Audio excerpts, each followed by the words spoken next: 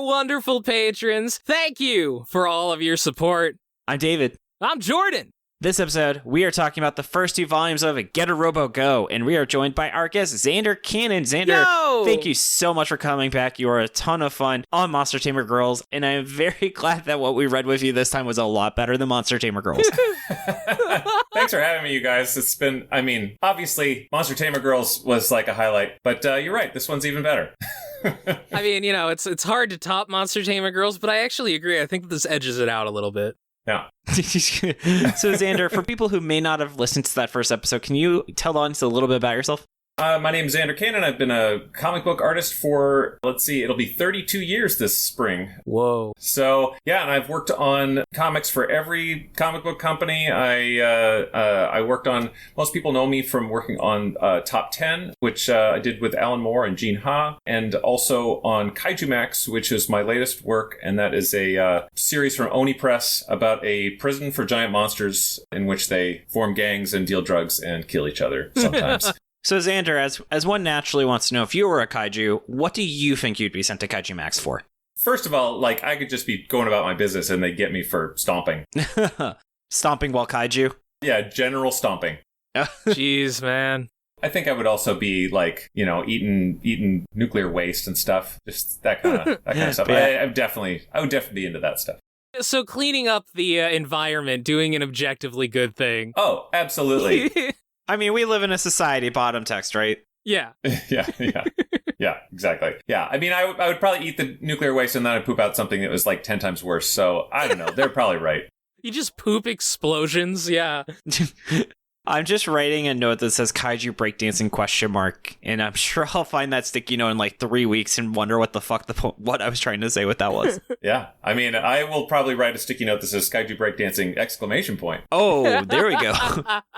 And you hear in the warm-up audio, I've already given Zander a potentially Eisner-winning award idea already. If not Eisner winning, definitely $1 million idea. Yeah. Hell yeah. All right. God, this is why I love having returning guests. You're just so much fun to talk about that's hard not to get on topic, but we must. So let's get into the manga details where Jordan's going to tell us a little bit about this series. Yeah. Okay, so this is Getter Robo Go. It's written and drawn by Ken Ishikawa. So, interesting thing, I mentioned this when we did the first Getter Robo. This was, came up, oh my god, how am I phrasing? Go Nagai came up with this idea, basically. Mm-hmm. But he had Ken Ishikawa write it, and then after Ken Ishikawa wrote the original Getter Robo and the sequel, Getter Robo G, he took a 15-year break and then came back to Getter Robo, and its art style had just improved drastically in that time. Yeah, and then Jordan, my understanding is this actually isn't the immediate sequel. There's another series between Getter Robo and Getter Robo Go. Is that right? So it's a prequel to this series. Oh, so so we are covering it in release order. Yes. Okay. Yeah, so after Getter Robo G, actually you're right, there is a series between the first Getter Robo that we read and Getter Robo Go called Getter Robo G that we haven't covered. So you're right, and then after this, there was Shin Getter Robo, which was in between those two, but he wrote it after. Oh, I thought each Getter Robo starts just spelling out a word. Yeah. And then, Zander, I know that you're no stranger to having giant robots in your work. Was Getter Robo an inspiration at all for you? No, I hadn't. I had seen...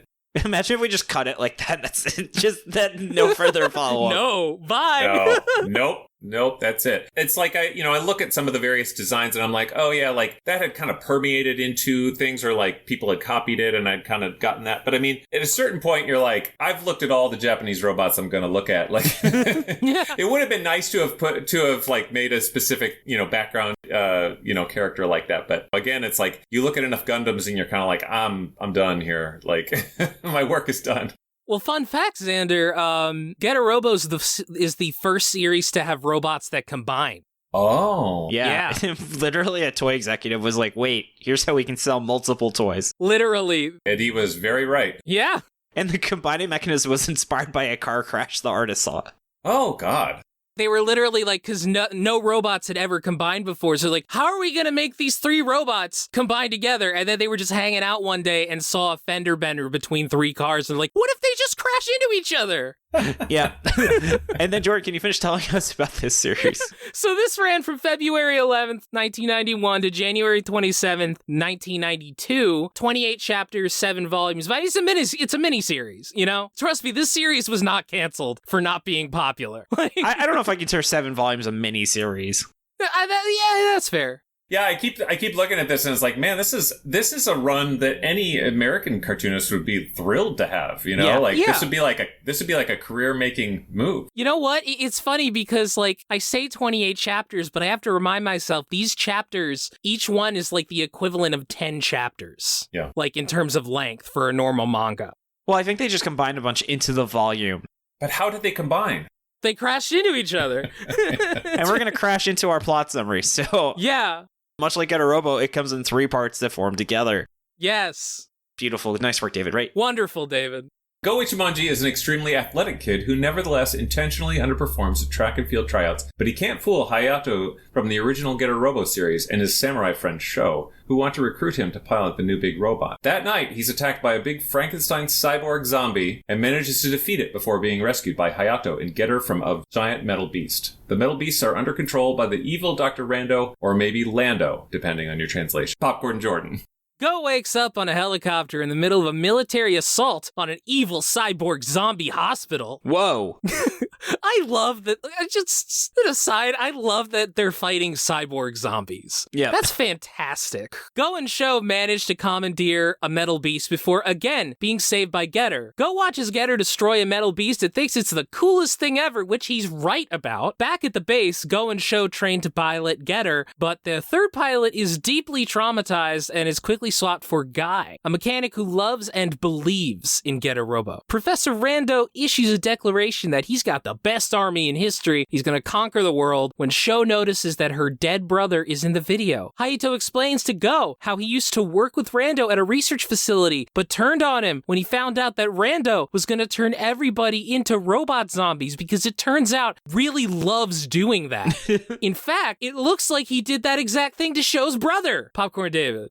I'm just imagining that no matter what he tries to do, it just turns into a robot zombie. It's like, God damn it, another one. He's assembling a jigsaw puzzle and it still ends up being a robot zombie. Yeah, again!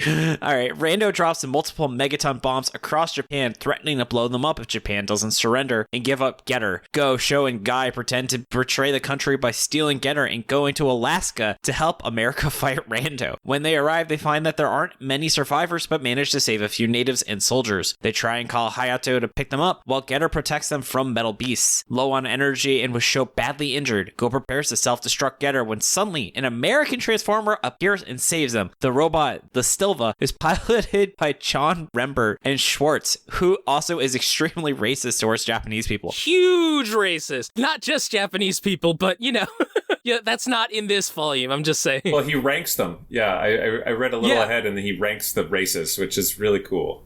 A really cool racist guy. Yeah. They're brought to a nearby base where the survivors are waiting for them, along with their old mechanic squad from Japan. And I just love the American names. And I appreciate the series being brave enough to take on racism in America. Yeah. I thought that was interesting, and it's like, man, you would think that for a story like this that they would be like, he's racist for a while, but then they like change his mind and then he's perfectly fine. But it's like, man, they really kept going on that. He just is a real jerk about it. We'll get into more of the characters, but all the bad guys are very unapologetically evil at all times in this. No, I mean, the bad guy is literally a mad scientist who wants to take over the world. And he threatens people with bombs. I think mad scientists are having a moment, like in the real world now. Like you're like, oh yeah, like people really do go like, the short-sighted, scientific community would never let me do this unethical thing or whatever. And it's like, yeah, oh wow, they really exist. That's kind of. Huh. And then Zander, do you mind telling us about the main character, Go? Yeah, I mean, it's funny because it's like he's kind of like every shonen protagonist where it's like, like an underachiever, like he probably eats a lot. I mean, it was kind of funny that like the whole first chapter was kind of like a high school drama, like a high school sports drama. And his coach seemed to have like a lot more personality than you would expect from somebody who's just going to be thrown away or whatever. I thought that was kind of funny. I love series where, like, it starts and you feel like you're intruding on another manga. Right. But it was funny because it's like, and then when they're like, oh yeah, all that stuff, now we're just going to be like up in the clouds piloting a flying robot and stuff. Like, oh, okay, whatever you say. There's that brief moment where he's like when the literal cyborg zombie Frankenstein shows up, he's like, are you from the pimp I almost killed? Are you from the... What about the time I pissed off the Yakuza? Oh, yeah. Like, he did seem to have a lot of backstory about, like, you know, like, fights that he gets into or, like, you know, noble fights that he gets into. Yeah. No, you're right. He is the anime character that is like the Japanese ruffian who pisses off all the gangs, but he's just way stronger than everybody else. Yeah. And he's like, I just want to barely be in the Olympics. Yeah. Because remember, he like comes in third place on purpose and he tells his coach, well, it still qualifies. Yeah, that was so strange. I mean, yeah, the characters in this series are strange. They don't really explain why. No. Like, I was expecting it to be like, almost like, you know, like from The Incredibles where Dash intentionally comes in second place because he doesn't want people to realize he has like superpowers. I thought it was more like his coach bet a ton on him coming in first and he wanted to piss his coach off. See, that would make more sense. I wish they'd said that, yeah. Because his coach seemed like a pretty shitty guy. Yeah. All right. But you know who isn't shitty is Sho. So Jordan, can you tell us about our Lady Samurai? So Sho's pretty cool. Yeah, she's a character, which is interesting because so we read the first series and there is a female character in that whose character I would describe as girl. I think that would be her character. Excuse me, Sho is woman, I'm sorry. Sho, on the other hand, is like really competent. She is like like she's stoic. Yeah. She really doesn't tell. No, and her first appearance, she cuts Go's pants so they fall off and he pees himself. Such a chestnut of what was the 70s. Well, this is 90s. Or sorry, of like late or early 90s comedy. Yeah. Oh my god. Yeah, and then I'll talk about Jin. So he is he's back from the OG, which is pretty cool. And I just love how he has scars that only show up when he's stressed or plot convenient. So yeah. And he's like dying. I think it is like his scars, they're worried that his scars will reopen or like he has additional injuries from when he got the scars. It's like, you know how I got these scars? Well, they're still there, I guess. And yeah, he's very like pragmatic. Did they ever explain what happened to the other guy? Because I know what's his name died. No, he shows up again. Oh, he does? Okay. Like, without spoiling other stuff, they go into it, don't worry. Oh, okay. Yeah, and then he's got no mercy. I do love that politician line. Yeah. So he's actually a great sign that the writing is stronger, even if it's not perfect, where he does actually feel more like a fully fleshed character in this than his entire run through in the original series. Yeah. In the original series, Zander, he was like, so he first showed up as like this psychopath, basically. And then like literally he had a gang of... He was like trying to kidnap people and stuff. So he had taken over a high school, basically, his own high school, and he turned all the students into terrorists who were going to kill the prime minister. Great idea. Yeah, and when they tried to turn against him, he would rip their faces off. Wow. Yeah, it's really fucked up. It's fucking brutal. And so this is the same guy, and yes. But this is not a remake. This is a sequel. Throughout the series, they polish this guy a lot and get rid of all the weird backstory for him to get him to the state. Like, the end state version of Jin is not too different than the Jin of this, but the very first appearance of Jin is completely different than this character. This is all kind of funny because my son's name is Jin. Oh. Yeah. Jin Naruto. Yeah. Well, not that one. Yeah. Oh, good. Good. That's an inside Shonen flop joke. Yeah, right. Which I assume our patrons probably are aware of if they're paying to listen to this episode. Yeah. Oh my god. It's a whole thing. And then Zander, can you tell us about Guy? Kind of an interesting character to be like, well, it's funny because when he first shows up, I'm like, oh, great. So the mechanic loves, who basically like loves this robot. And that's, what a cool sort of support character. I like that there's this sort of like bigger cast of characters besides the pilots. And then like instantly, the third pilot leaves or whatever. And then the guy is like, I'll pilot it. Or he reluctantly says that he'll pilot it. Yeah. But it's fun to have like, somebody who's just in it for the love of the game instead of like, I have to fight for justice, or I have to do this. He's like, no, I just like I just like the robot part. Like, that's the best part. Pilots Getter. He ends up piloting Getter not because he's like Go and Show. It's like, oh, they are like they have like the best reaction time, and they're like they like fit all the they're, oh man, what am I trying to think of? They're like qualified. Yeah, they're qualified in a physical way. Whereas Guy, it's just like, nah, he just understands Getter better than anybody out here. So like, shit, why shouldn't he pilot it? Yeah. It also helps that he's very large and strong. Which is, it's exactly the same character traits of the original series. Yeah, in the original series, there was a guy named Musashi. It's a similar thing, except Musashi was not very smart and Guy is. That's the big difference. Yeah. And the opposite, though, of not being smart is Professor Lando, the big bad. His motivation is question mark. He just seems to be evil. His motivation is he wants to take over the world, David. I don't want to cure cancer. I want to turn people into dinosaurs. That dude absolutely would work for him. Yeah. By the way, Zander, in the original series, the enemies that they were fighting were hyper-evolved dinosaurs. Oh, heck yeah. And then demons, too, for some reason. Yeah, and then demons showed up, and then in the series after that, they fought Atlanteans. So like, oh yeah, they show up in the last chapter, like, we're here too. And then the demons are like, this is too much, we're leaving. Yeah. Wow. It's amazing. That is amazing. Getter Robo rules. God. Xander, do you feel it's in vogue now that you can just write villains that are just kind of shitty people? Like, you don't have to explain it. You're just like, he just was kind of a fucked up person all the way through. Or do you still feel like that's like lazy writing to make someone just be evil for the sake of evil like it was back in the day? I think it's just a pendulum that's swinging back. Like, I feel like we had this time where we had to explain everybody's motivation. But then I think that what happened is that we then ended up with all of these characters who were like, were on these redemption arcs, in all these long running shows or comics. And then all of a sudden, like, they're like, it's like, wait a second, this like sexy man that everybody loves, like bombed an orphanage or whatever in like the first episode. Vegeta's killed billions of people. Vegeta, yes, that's the character I always think of, where he's killed billions of people, and he's like, he's a good guy now. Yeah. I think that maybe people are like, you know what, maybe we need to make it a little bit more clear that our bad guys are bad and our good guys are good. But who knows, it probably won't last forever. That was a big thing in One Piece where the bad guy of an arc where they were like, oh, you're a fish man, you hate humans, you must have a good reason. He's like, nope, I'm just really racist. That was actually his motivation. I mean, sometimes that when you're there for the fights, that's what you want. Exactly. You're like, I want this person to die. Yes, and I want to talk about where I feel this could have improved on the two volumes I read. So let's get into that. So I think we talked about it a bit. Just almost every single character is essentially a cardboard cutout. They absolutely tried a little bit more, but this is going from like a failure to like a D+ in terms of writing quality of these characters.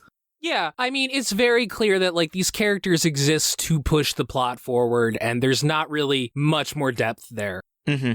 And I think, it's a fighting robot thing. I'm not asking for people to be that deep, but I thought it was kind of funny that, well, like I said about the coach, like the coach has this obsession, with like, don't waste your youth and stuff like that. And it's like, well, that's sort of like a funny philosophical point to take for this background character. So surely all of these main characters are going to have like a thing that they're focused on, but it's like, nah, they don't really, other than Guy, who's just like, I really like this robot. Yeah, like they hadn't figured out how to make a character that's stoic but still interesting yet. Yeah. And then also this kind of like feels like it's, I don't know if you guys have heard of this, but it's like eating all icing but no cake, where it's like you need the cake to appreciate the icing. This is just action fighting, and there's absolutely no scaffolding in this plot to make it feel like these characters actually exist to do anything except for have fights against fucking robot zombies, which is cool, but it's also just like you can only eat so much icing before you get a tummy ache.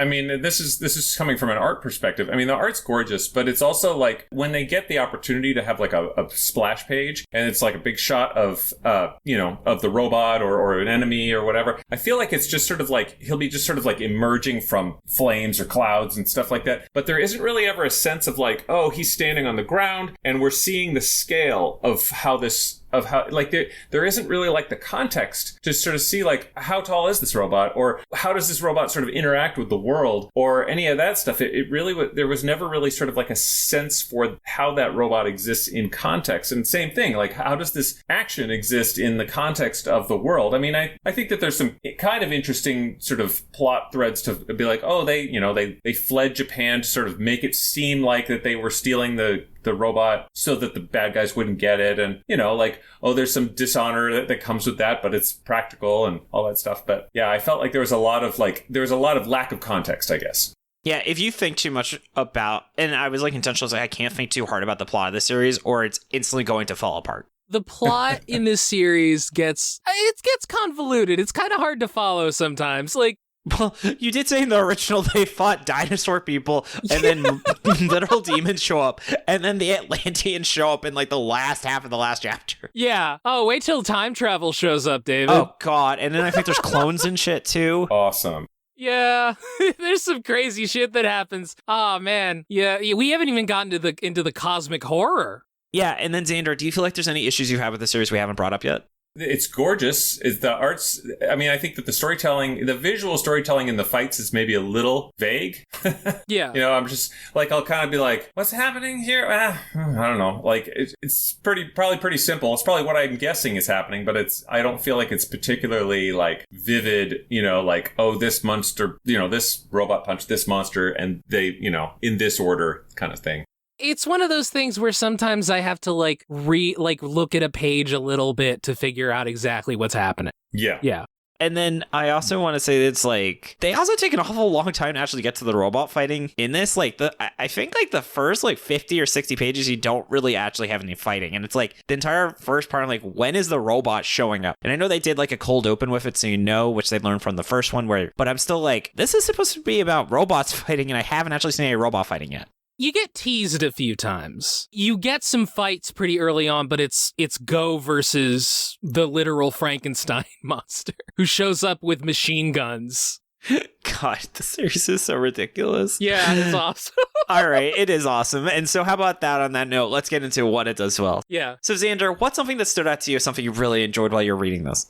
I really liked the texture of the art. Ooh. A lot of times manga can be a little bit light on sort of the sort of ink lines and stuff like that, like Monster Tamer Girls or something like that, where it's like, oh, there's a lot of that sort of like specialized Zipatone or Letraset stuff, like the gray, sort of the flat gray. Whereas this is like, no, man, we're going in on the cross hatching. Those explosions are super vivid and like look powerful. Like there's a lot of even when they do that sort of Zipatone, they go in with like a knife or whatever, and they kind of like scrape away stuff so that it sort of not glows, but like has a, there's sort of like a light area here. Or it looks a little bit like the robot is sort of weathered a little bit. I mean, I just feel like that. And Zander, real quick, could you explain what Zipatone is? It's basically a clear sticker sheet of, equally spaced dots that basically creates a flat gray. Gotcha. You see that in manga all the time. And you used to see it in American black and white comics and some color comics, but not that much. And then those dang computers. Yeah, I mean, the dang computers made it so much better and easier. It's too bad that you don't get to see it on originals anymore, but you used to see it on originals and it would be like, oh, and the glue made it, sort of yellow and gross. So it's an improvement. But yeah, like I am really sort of impressed with Ishikawa or his assistants probably. I'm sure he has an explosion guy, who's just doing the explosions every time. And it's like, whoever that is, they're doing an awesome job. Yeah. I will say, in between the original Getter Robo and the original run of Getter Robo, which includes G, and this series, the job of mechanical designer became a thing. And by that, I mean, like, if you read the original Getter Robo, they're like giant they're big pill robots. Yeah. They're like, but in that time, like, they started having guys whose entire jobs was to come up with designs of mechs that make sense. Mm-hmm. So you have, like, this huge improvement in like how interesting these mechs look.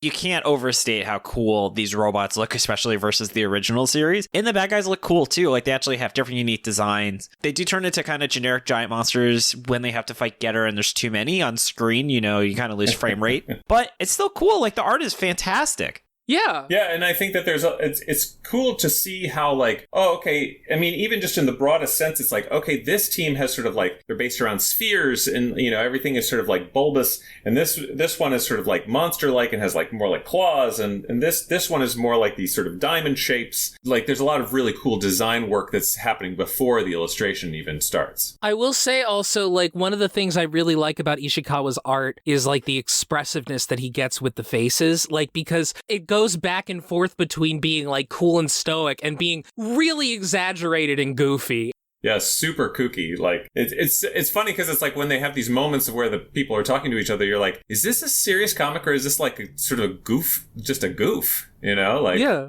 It's hard to tell. It like jumps back and forth so fast and seamlessly. It's crazy.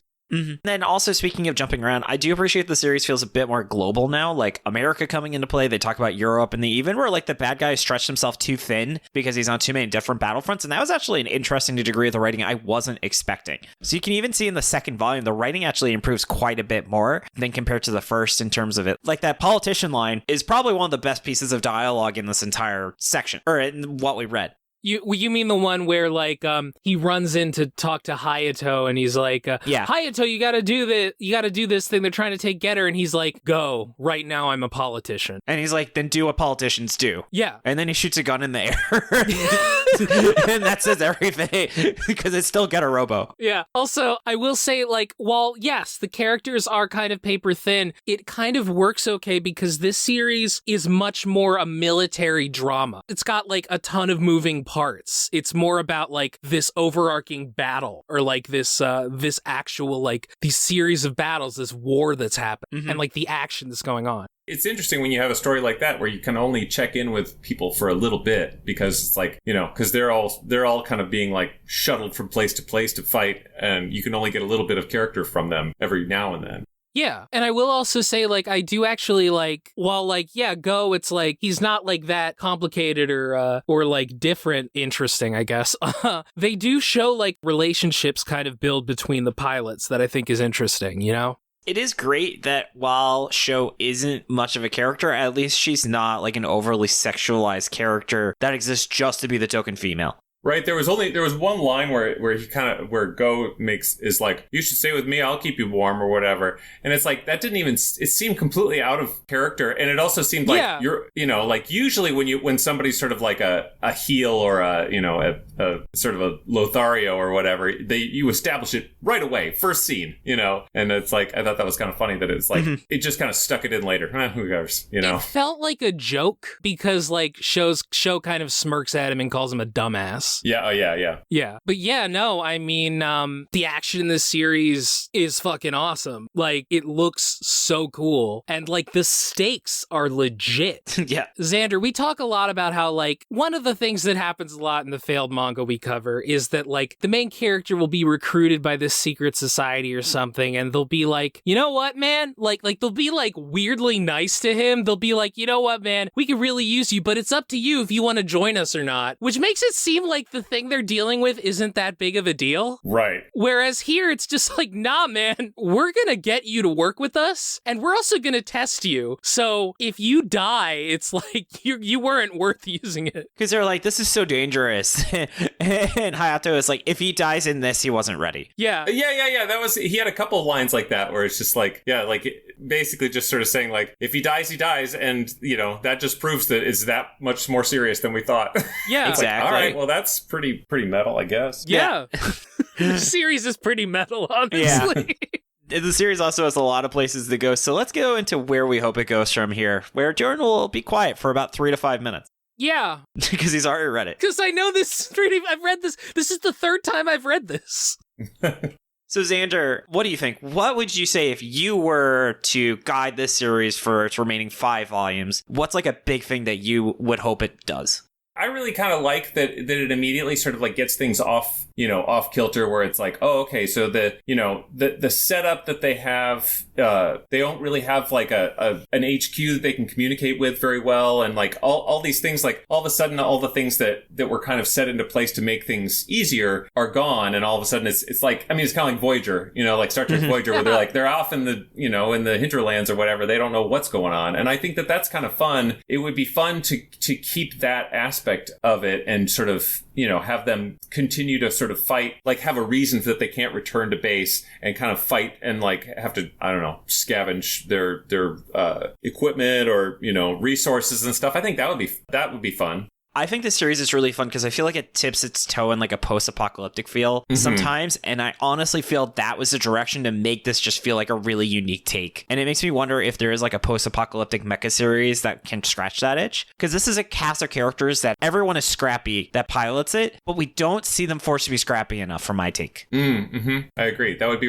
I think that'd be really fun to see. I always like that stuff, like in in the Millennium Falcon is always breaking down. That was always kind of fun. It's like, oh yeah, we got to bang this and we got to, find these extra pieces. It's like, I mean, anything where you sort of feel like there's a cost to a cool thing that the characters can do, like, oh yeah, we can fly, but it costs all of our fuel. So we got to make sure that we have enough fuel, or we have to really be, choosy about when we make the thing fly or that kind of stuff. So I think that's kind of nice because it forces the characters and the story to be choosy about like, when they're going to do something cool. Yeah, I agree. Because that's the thing is like they get bailed out in this volume, and I want to see them not get bailed out. Yeah.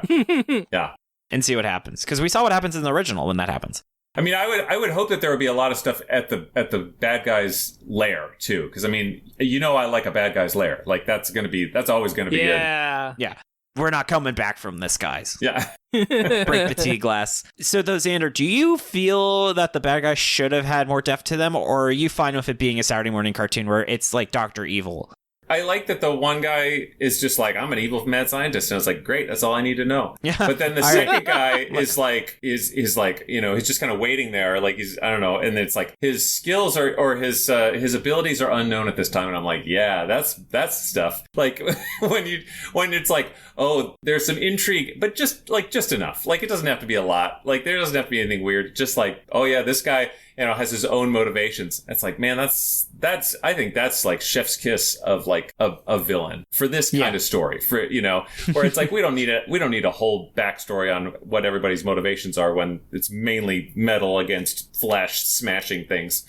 I feel like the specific kind of story this guy's a master at it, like the specific, like you said, like where it's just like this simple kind of, good guys versus bad guys, like metal versus flesh thing. Like, he knows exactly what he's doing. He's in his element. You can tell that he's just like playing the hits, Yeah. I mean, it sounds like he'd been working on this stuff as an assistant, or an assistant to an assistant for years and years and years. Oh, yeah. Yeah, I agree. All right. And then, though, we are running low on time. So I think we're really excited about where the series will go, but we do have to get into some miscellaneous thoughts. Yeah. Jordan, what's a miscellaneous thought you haven't had a chance to bring up yet? So did they name Go after Go Nagai? I assume, right? What if they played Go during this, like the board game? Oh, God. And the final boss is it's like the end of Hunter x Hunter's Chimera Ant, where they're just playing Go at the end and they fall in love and die. I do have to say, like, there's something just so fun and cool. I mentioned it earlier where it's just like, it's legitimately a mad scientist who creates cyborg zombies. Yep. That's fucking awesome. Yeah, that's the best. And it's not like a parody. But they designed him enough where it's like, oh yeah, he looks like he kind of looks like like an old man. He's got a big beard, but then he has like a cloak. I mean, you can't beat that. And they explain it's like eye patch because he got shot in the face by one of the characters. Oh yeah, that's right. Yeah, that's right. You know what? It's funny. Somebody wrote, this feels like a Saturday morning cartoon where people can die, and I agree with that. And I remember, so I'm pretty old, and so the cartoon that I watched was Battle of the Planets, which is also called. Oh shit! Oh yeah, my grandpa used to tell me about that series. Oh God, don't say that. Shit, what's it? Oh my God! No, it's G-Force, right? Yeah, it was Gatchaman and G-Force, but it had a guy with like sort of like weird ears as like the villain. And that was the first, and like they edited that for American release, but it was pretty close. And like, I remember at one point there was this thing that was like very clearly telegraphed that somebody had like, somebody who had betrayed the bad guys then died to sort of like while trying to salvage things. And, and I'm like 5 years old going, oh, somebody died on this show. Yeah. Like, I couldn't believe it. Like, I'm sure my parents were like, what's wrong with him? And I'm like, I was like, I can't believe this happened, when it was the most clearly telegraphed thing in the entire world. It was one of those things where it's like American TV, cartoons would never do that in a million years. But a Japanese one is like, yeah, absolutely. Well, I will say in the original series, like the original, Ken Ishikawa wanted to kill off the main character towards the end, and then their production company, because it was also running at the same time as the anime, walked up to him and they were like, no, you can't do that. Yeah, they were like, you can kill the fat one. You can kill the comic relief character. You can't kill the main character, no. I just think, who kills off a main character? Like, that's just an own goal, you know? Don't be doing that. Yeah. Oh my god. But yeah, and then also, do you notice everyone has very pronounced uvula? Uvulas? Yeah. I don't know why. I just noticed in the art you can very clearly see them when anyone is talking. I didn't see that. That's kind of cool. And the artist uses like negative space, so he shades everything except for the uvula in their mouth. True. I did notice that, yeah. So it's like really well lit. Yeah, so it's just maybe he just really wanted to articulate it. Like, nah, man, they are screaming. Their mouths are open wide. All right, and that was it. Did anyone have any other miscellaneous thoughts? Man, there's so much I want to say that I can't. Too bad, just spoilers. Jordan. God damn it. Sucks to suck, baby. But it doesn't suck to get into our final verdict, so let's do that. Mm-hmm. All right, let's do our 6-word summaries. Mine was Getter Robo Go to the polls. Don't forget to vote, everyone listening. Yeah. Sorry, I couldn't help myself. It was all I could think of. I couldn't think of a real one. How about you, Jordan? Giant robots fighting against cyborg zombies. That's a fact. I mean, shit, what do you want? Yeah. And then Zander, what's yours? My 6-word summary is Mazinger Z versus Devilman, pretty cool. Is that also your recommendation if you didn't like this? I guess, yeah, sure. Yeah. So Jordan can't answer this, but Zander, would you keep reading this? Yeah, I would. I mean, it's. I feel like sometimes it slides off my brain. Like it's just kind of like when they fight for 9 pages in a row, you're kind of like, I'm not really sure what's happening, and I'm just gonna kind of zip through this. But I feel like I like the characters. I like the art. I like how like really cool and crunchy these like the explosions are, and like the cross hatching is, and I mean, just it looks awesome. So.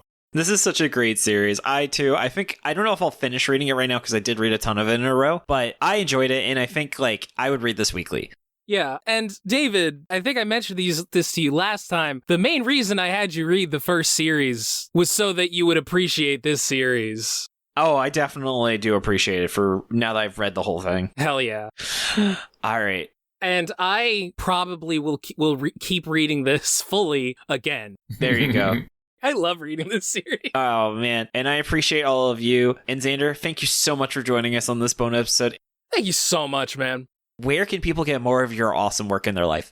You can find me on all the social medias, mostly on Blue Sky, but I'm also on Facebook and I'm also on Instagram, and I maintain an account on Twitter, despite my, It's mandated. Yeah. But also, this spring there will be a new series from me from Image Comics called Sleep. It's a horror series. It's a bit of a switch from Kaijumax. But if you like my weird, monster comics, those are available on wherever you can buy comics. Hell yeah, and I'm very excited to read Sleep. Oh, I will too. Yeah, sounds awesome. Yeah, we actually have on the Discord, we have a book club, so maybe we'll do that as one of our book club series. Oh, awesome. Yeah, a few. How long is Sleep? It's going to be 6 issues initially, and it'll be more if we're lucky, if the world allows it to happen. It'll probably be 12 issues if all told. Sweet. Then definitely let me check with the book club, and when it's out, maybe that'd be great if you're okay joining on the Discord and talking about your work with some people who've read it. Yeah, I'd love it. I will talk to the book club society. They are very shadowy and mysterious. Yeah. It's like, are you afraid of the dark, like the Midnight Society? This is the 6 p.m. Society, because that's when they talk. Yeah. The Evening Society. Yeah. Yeah, the Reasonable Bedtime Society. All right. And Jordan, I want to say thank you so much for all of your hard work on the show. Thank you so much for everything that you do on the show, David. And props to Illuminati for the awesome cover art. Jordan, anything else you want to talk about? Check out Mission Ignition, my podcast about vampires. Oh, man, I know Xander's a big fan of it. Hell yeah. Xander's, that's a thing I've heard of. Sure, buddy. Yeah. Sure. All right. And then, of course, I want to thank you, our wonderful patron, for listening. This was a lot of fun. I was so glad we had a chance to bring you back, Zander. Bye-bye. Bye. See ya.